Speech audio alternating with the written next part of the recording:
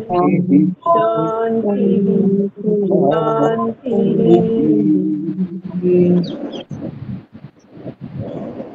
ओम। षष्ठ अध्याय वैशेषिक दर्शन में षष्ठ अध्याय द्वितीय आनिक के 12 सूत्रों को हम पढ़ चुके हैं। यहाँ तक हम में से कुछ पूछना चाहे तो पूछ सकते हैं। जी बहन रिया जी बोले। जी ओम नमस्ते गुरुजी। गुरुजी मेरी शंका षष्ठ अध्याय प्रथम आनिक के 12वें सूत्र पर है गुरुजी। हाँ जी बताएं। गुरुजी भाष्य में जो कह रहे हैं विशिष्टा भावे सती, पहले कह रहे हैं कि विशिष्ट के अभाव होने पर, फिर कह रहे हिनात समात विशिष्टात पुनः धार्मिकात पर धन प्रतिग्रहो। गुरुजी ये बात स्पष्ट नहीं हुई, फिर इसको कैसे एक बार समझा दीजिए गुरुजी।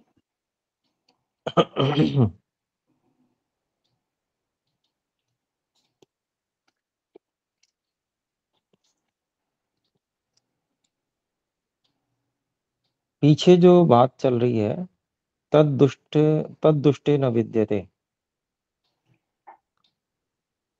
जी तो जो तद अदुष्टे है वो है ना। तो मतलब जो दुष्ट भोजन से भिन्न जो अदुष्ट भोजन है उसमें दोष नहीं है। ग्रहण करने से कोई दोष नहीं है ये कहा। फिर कहते हैं पुनः विशिष्टे प्रवृत्ति है। तो अपने से जो विशिष्ट गुण संपन्न है, जो पवित्र आचार से युक्त हैं, ऐसे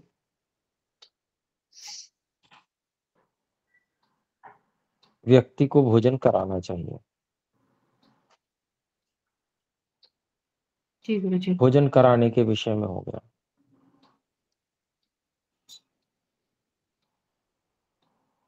फिर कहते हैं समय हीने वा प्रवृत्ति है। अगर अपने से कोई विशिष्ट नहीं मिलता है तो अपने समान गुणों से युक्त व्यक्ति या थोड़ा बहुत हमसे कम आचरण में भी हो तो, जो लेकिन दुष्ट नहीं है, अदुष्ट, भाई हमसे हमारे आचरण से उतना अच्छा आचरण जितना उत्तम होना चाहिए उससे थोड़ा बहुत कम है, लेकिन दुष्ट तो नहीं कहा जा सकता उसको। तो ऐसे को भोजन कराना चाहिए।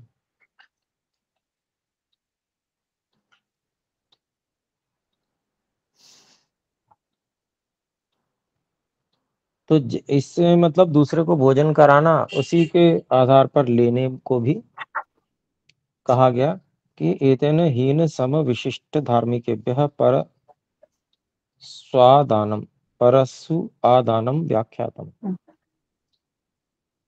मतलब दूसरों से लेने के विषय में भी ऐसा ही समझना चाहिए। ठीक। जी गुरुजी। तथा विरुद्धा नाम त्याग। फिर कह रहे हैं कि अधार्मिक जो है, विरुद्ध जो है, उनसे ग्रहण नहीं करना चाहिए। इसी में आपकी शंका है। जी गुरुजी। तथैव विरुद्धा नाम अधार्मिका नाम धन आदान त्याग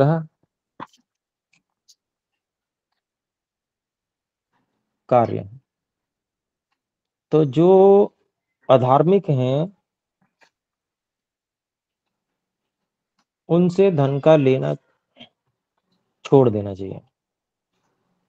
और अगर त्याग करने में भी अगर प्रातिलोम्यता देखी जाए, उल्टापन देखा जाए, तो किसको पहले छोड़ेंगे उसकी बात बता रहे हैं। जी त्यागे प्रातिलोम्यम विधेयम पूर्वम हीनस्य आदान त्याग। जब बहुत ही ज्यादा जैसे बुरे हैं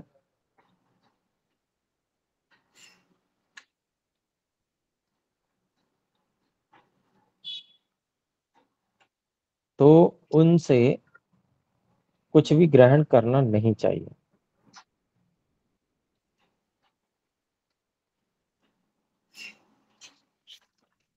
जी गुरु जी। फिर कह रहे हैं पश्चात समस्य आदान त्याग है, जो हमारे ही समान बुरा है। भाई हम भी बुरे हैं, वो भी बुरा है, तो अगर ऐसा कुछ है तो उससे भी ग्रहण मत करो। फिर है पुनर्विशिष्ट से आदान त्याग कार्य।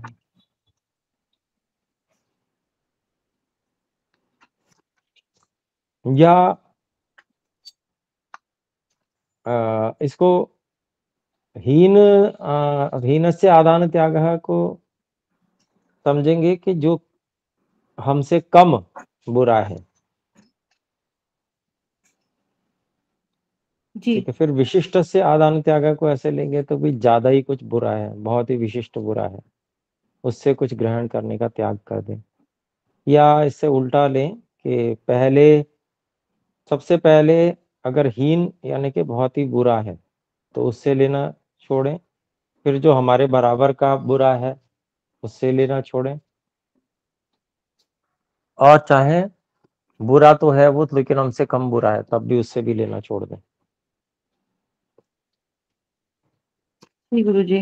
सती आपत्ति विशिष्ट। काले, आगे देख लीजिए, सती आपत्ति काले कस्यापि आदान त्यागो न विधेय। आपत्ति काल में प्राण संकट हो तो फिर किसी से भी ले लो, फिर कोई दिक्कत नहीं है। जी गुरु जी। ये है। जी। तो यानी अभी कुछ विशिष्ट को बात सबसे स्पष्ट पहले नहीं रखा।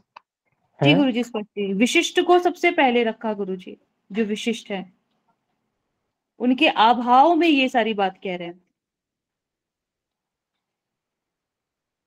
हाँ, जो विरुद्ध है ना, जी। विरुद्ध जो अधार्मिक है। अच्छा, आप हीने पर त्याग में पूछ रही थी क्या? जी गुरु जी। 14वें में? जी गुरु जी।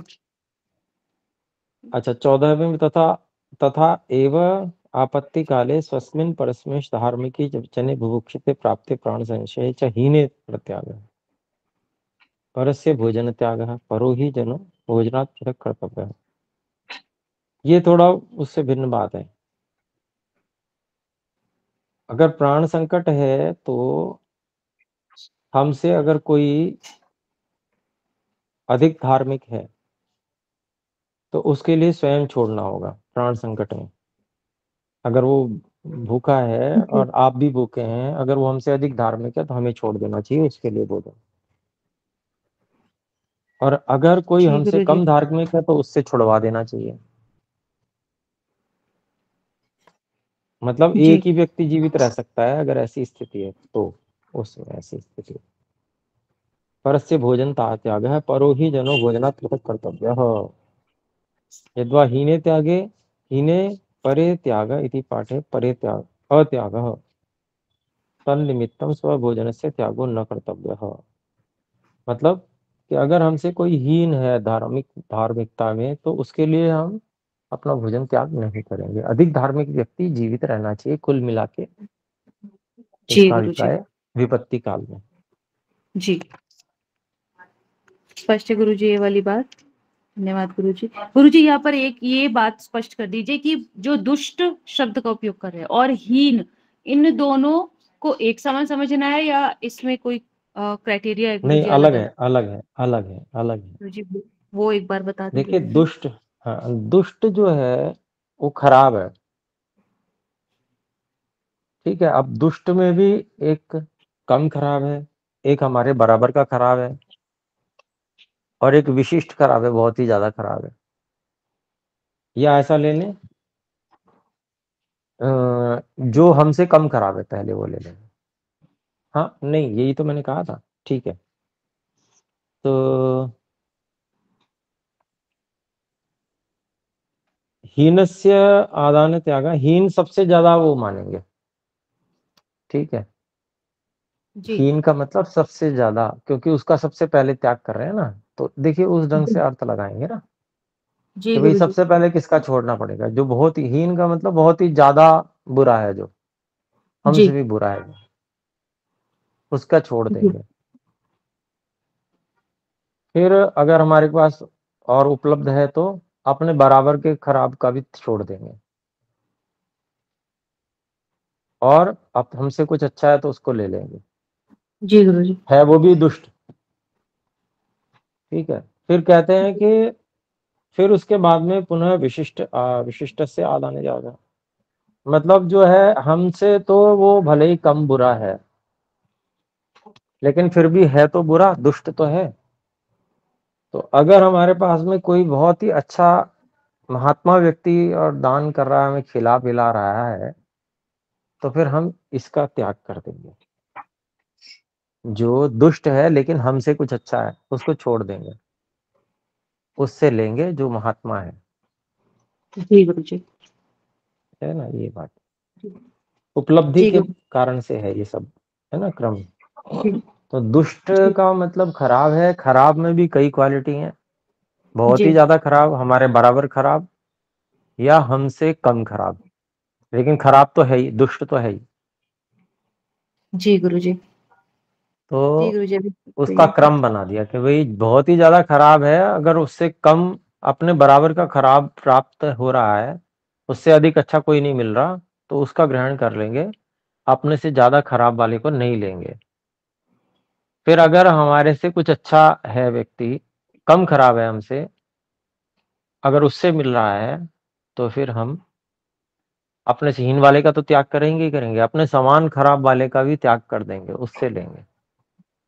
और अगर जी हमें किसी महात्मा से मिल रहा है, किसी अच्छे से मिल रहा है, तो हम अपने से जो कम बुरा है ना, उससे भी नहीं लेंगे, महात्मा से लेंगे। बात जी गुरुजी, अभी अच्छे से स्पष्ट हो गई बात।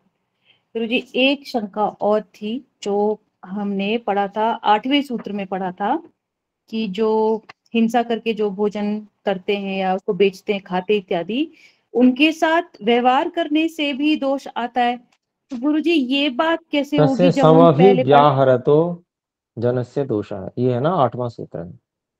जी गुरुजी। हम्म, ठीक तो है, तो इसमें यहाँ क्या पर परेशानी है?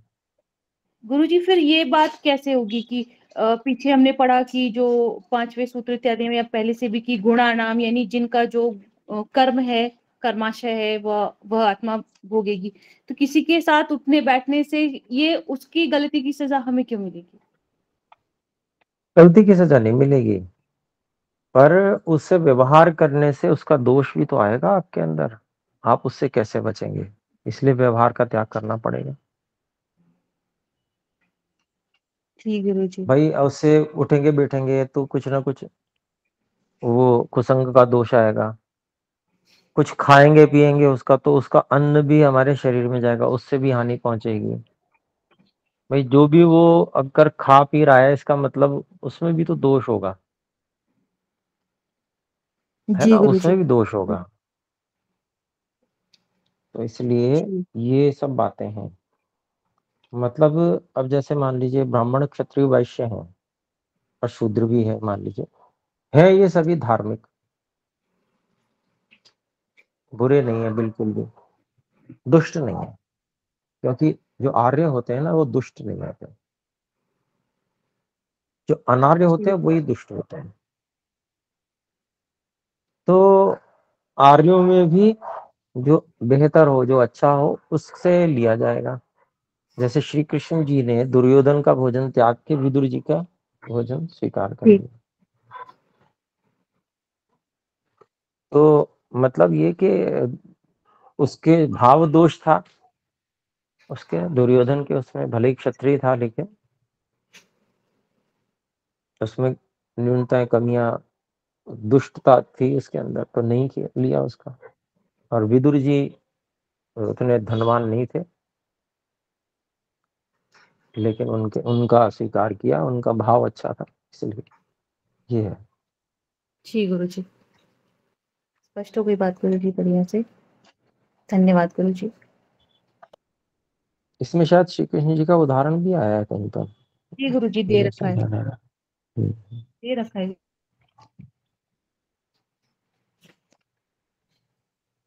ठीक है, और कुछ भी? नहीं गुरुजी, शेष स्पष्ट हो गई बात। धन्यवाद गुरुजी। ठीक है, तो ये शायद हम 15वें सूत्र तक पढ़ चुके थे।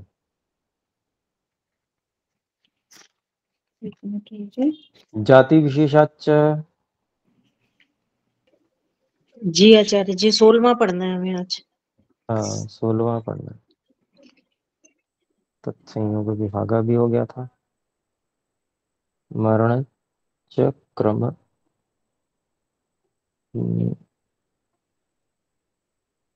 क्रमानिशम आवर्तते।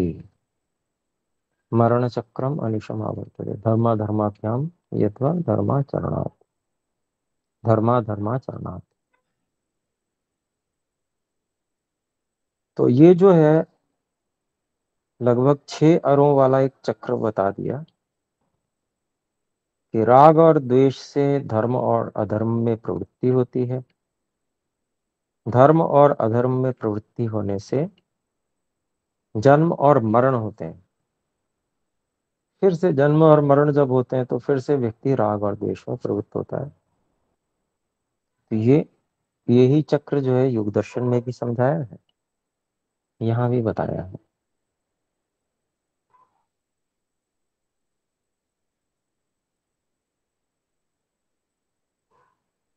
तो अध्याय 6 और द्वितीयम आहनिकम सूत्र संख्या 16 चलेगा। इसकी भूमिका है जन्म मरण प्रबंधात खलु आत्मकर्मसु मोक्षो व्याख्यातः।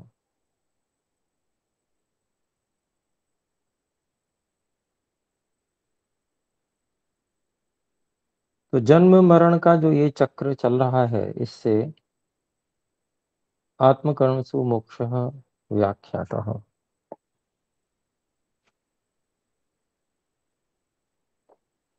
16वां सूत्र है। तो जन्म कारण प्रवाह का छूटना, ये मोक्ष है, वो आत्म कर्म से होता है। अर्थात अष्टांग योग जो है वह आत्म कर्म है। तो आध्यात्मिक कर्मों के करने से यह जो मोक्ष होता है, इससे छूटना होता है। ये 6 अरों वाला जो चक्र है जो लगातार घूम रहा है, इससे इसको तोड़ना है अगर, तो फिर आध्यात्मिक कर्म अर्थात योगाभ्यास, अष्टांग योग का सहारा लेना पड़ेगा। तो आइए इसका भाष्य देखते हैं। मोक्षः जन्म मरण प्रबंधात दुख बहुलात् खलु विमोक्ष मोक्षो विमोक्षः। मोक्ष किसे कह रहे हैं कि जन्म मरण प्रबंधात, जन्म और मरण का जो ये चक्र है, व्यवस्था है, उससे जो कि दुख बहुलात, जो दुख बहुल है, जिसमें दुख ही दुख है अधिकांश में, ऐसे जन्म और मरण के बंधन से मोक्षः विमोक्षः छूट जाना। आत्मकर्मसु अध्यात्म कर्मसु परमात्मनः श्रवण मनन निधिध्यासन साक्षात्कारेषु। तो आध्यात्म कर्मों में अर्थात परमात्मा के विषय में श्रवण मनन निधिध्यासन और साक्षात्कार, इनको करने में। फिर कहते तथा अष्टांग योगाभ्यासेषु समाधि पर्यंतेषु। और जो अष्टांग योग का अभ्यास है उसमें, जो कि समाधि पर्यंत है, अर्थात यम नियम आसन प्राणायाम प्रत्याहार धारणा ध्यान समाधि, ये समाधि तक जो ये अष्टांग योगों है उनके आचरण, उनका अभ्यास। व्याख्यातो वेदितव्य है, व्याख्यान किया गया जानना चाहिए।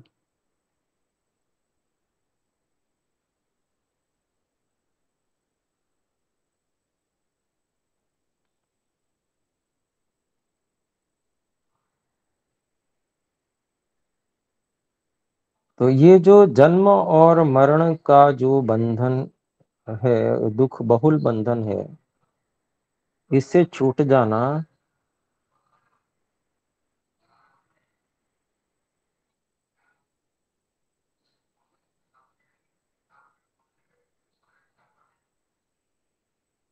आध्यात्म कर्मों में व्याख्या कर दिया गया, समझ लेना चाहिए। अर्थात इसके लिए योग दर्शन पढ़ें, उपनिषद पढ़ें, तो वहां पर इसका व्याख्यान कर दिया गया, ऐसा समझना चाहिए।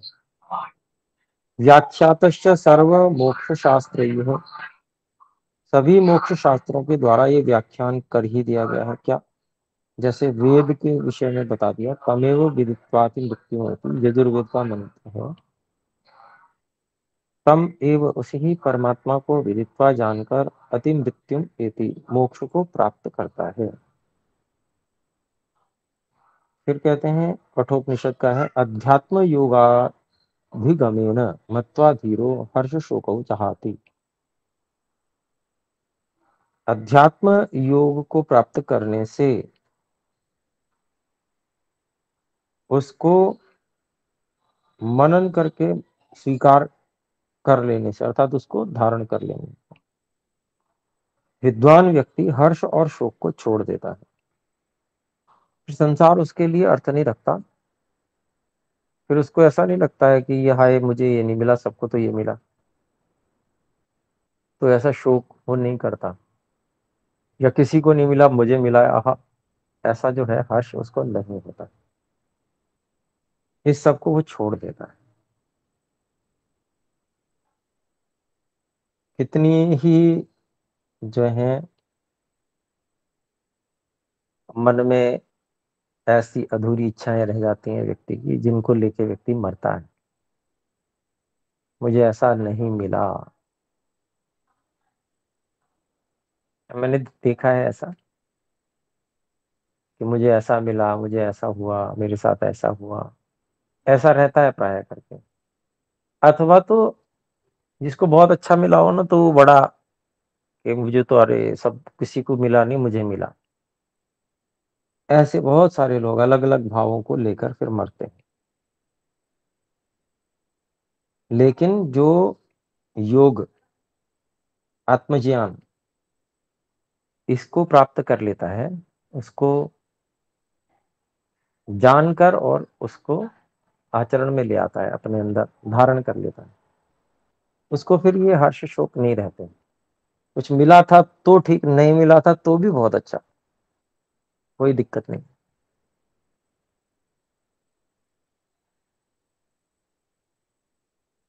फिर है यम नियमाभ्याम आत्म संस्कारो योगाच्च अध्यात्म विद्युपाययः। ये न्याय दर्शन का सूत्र है। यम नियम, ये यम नियमाभ्याम आत्म संस्कार, तो यम नियम का आचरण करने से आत्मा को शुद्ध बनाया जाता है। अर्थात अपने शुद्ध स्वरूप को व्यक्ति पहचानता है। परिग्रह में आता है ना, परिग्रह अपरिग्रह में, अपरिग्रह के फल में आत्म भावना विनिवृत्ति ही, ऐसा करके योग दर्शन में आता है। तो वही न्याय दर्शन में भी कहा है कि यम नियम का जब व्यक्ति बहुत अच्छे से पालन करता है, तो वह शुद्ध स्वरूप को प्राप्त होता है, अपने शुद्ध स्वरूप को समझने लगता है। योगाच्च अध्यात्म विद्युपाययः है, और साथ में योग से के द्वारा और अध्यात्म के और जो विधि उपाय हैं, जैसे स्वस्वामी संबंध का त्याग है, बहुत अच्छे ढंग से सांख्य दर्शन में समझाया गया है। तो ऐसे उपायों के द्वारा और व्यक्ति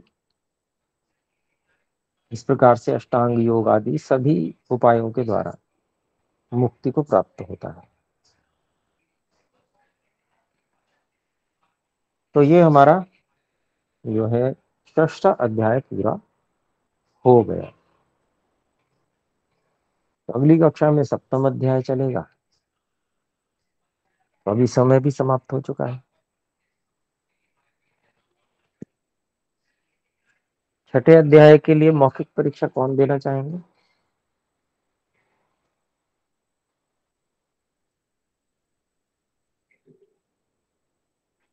प्रिया जी, बहन बेला जी,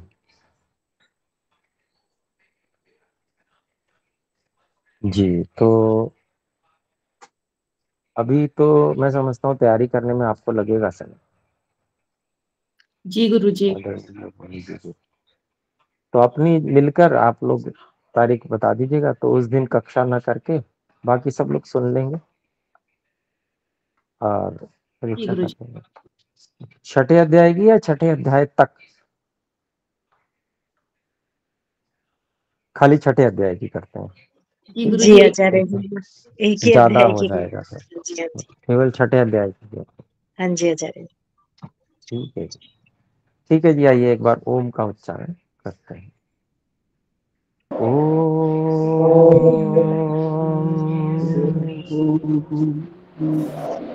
सभी को सादर नमस्ते जी। सादर नमस्ते आचार्य जी। नमस्ते। धन्यवाद।